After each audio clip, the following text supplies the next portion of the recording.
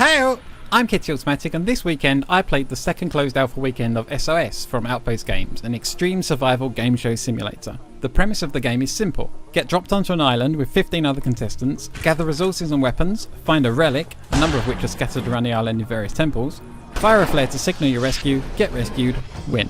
The other 15 contestants, meanwhile, can become allies or enemies, or sometimes both, as you charm and convince them to aid you in a quest for mutual victory, or lie, betray and backstab them and try to use them as rungs on your ladder to the top.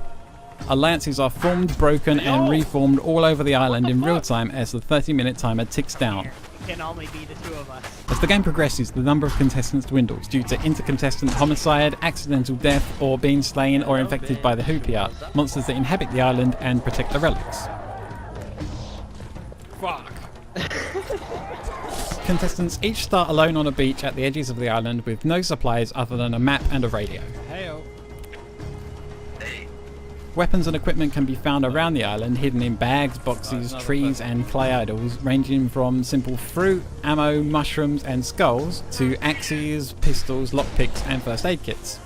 The higher end loot is often locked in boxes that can only be opened via lockpicking or shooting the lock, or can be collected from airdrops provided by the helicopter pilot, who can be summoned by firing a flare.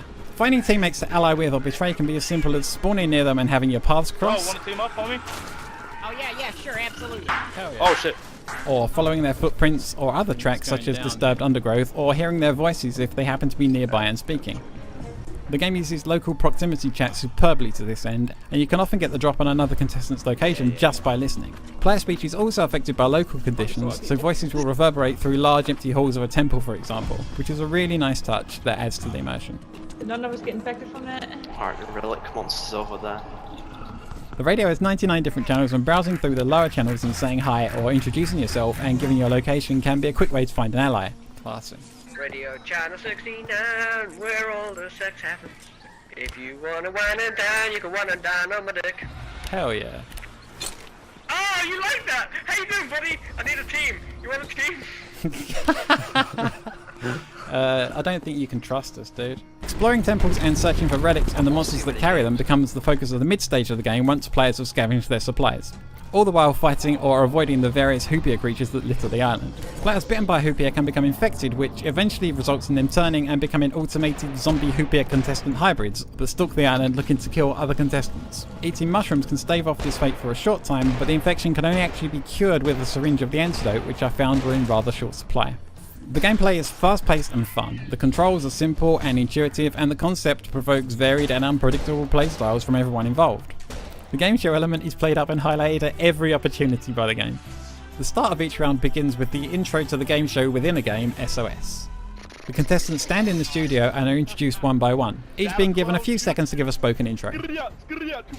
There are even on-screen questions to prompt players to say something if they have nothing planned, but in my experience these were largely ignored.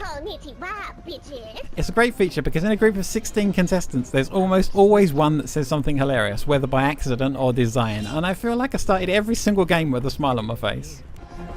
Ooh, piece of candy. I swear to God, there's a piece of candy like right there. I want it. Players that have encountered one another before in previous games are also thrown into the centre of the studio and given an opportunity to greet and forgive or berate one another over their past in-game experiences. Why did you kill me? Listen, you know, you had to learn some things. It was your first game. No! You killed me!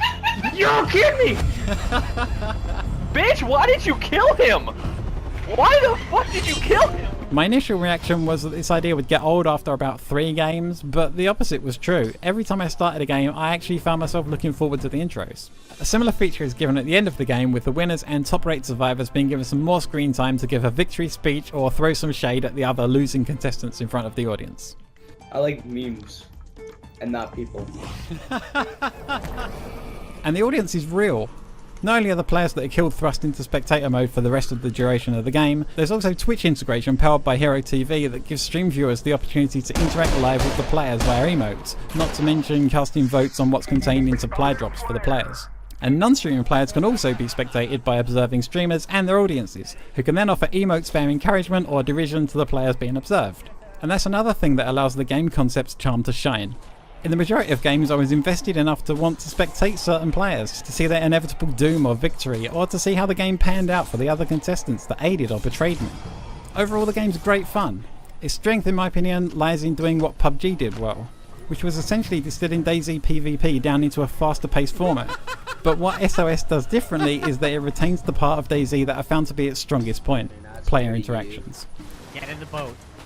Get in the boat and pack your things. I'll be back. You got sunstroke, dog. What's going on? Or more to the point, the unpredictability of these interactions, which are largely lost in PUBG. Ooh, nice throw.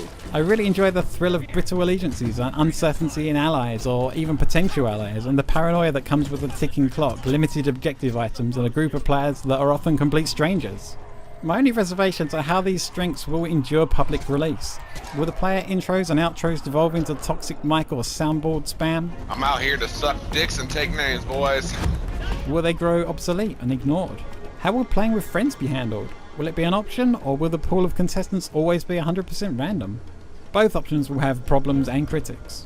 Overall, I think SOS will be a big success. I'm really looking forward to the next alpha weekend, and I'm certain I'll be buying it on release. From unpredictable player antics, through opportunities to roleplay, to the thrill of victory and nervousness around loose alliances, I'm missing playing the game already. I'll be posting some gameplay footage in the next few days so you can see how the game plays out from start to finish without me talking all over it, but in the meantime, thanks for watching. If you like this video, please like and subscribe, it really helps and massages my fragile ego. Oh no, he genuinely died. That's bad. Pixie Lot died of gas. What a day.